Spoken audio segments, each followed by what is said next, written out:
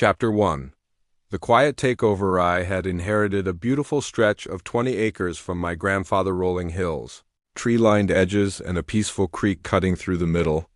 I'd been out of state for nearly a year managing my demolition company's regional operations, so when I returned and saw 83 newly built condos on my property, I was stunned.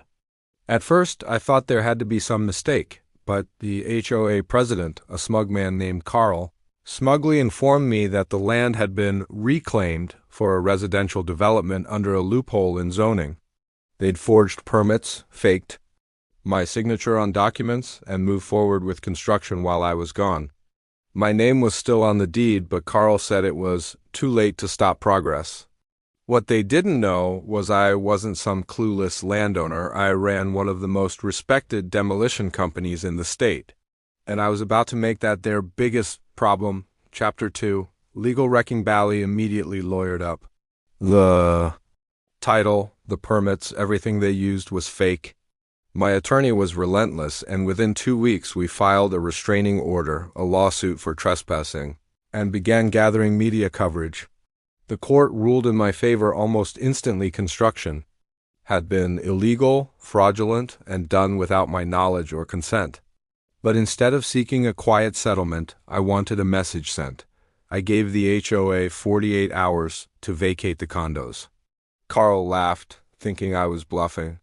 That was until my crew showed up with demolition cranes, wrecking balls, and the city's blessing.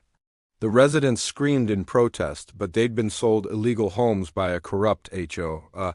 Not one unit was spared as my team turned each condo into rubble, efficiently and legally.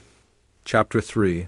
Rubble and revenge. The dust settled, and my land was mine again, clean, open, and silent, except for the wind and the sounds of the creek. The HOA board faced multiple criminal charges, and Carl disappeared from the public eye, his smug expression replaced by fear and disgrace. I turned the footage into a marketing campaign for my demolition company. Mess with the wrong landowner? We clean up real nice. The video went viral and business boomed. I decided to build a veterans retreat center on the land in honor of my grandfather, who was a Marine. Not only did I get justice, but I also turned a hostile invasion into the best thing that ever happened to my land and my business.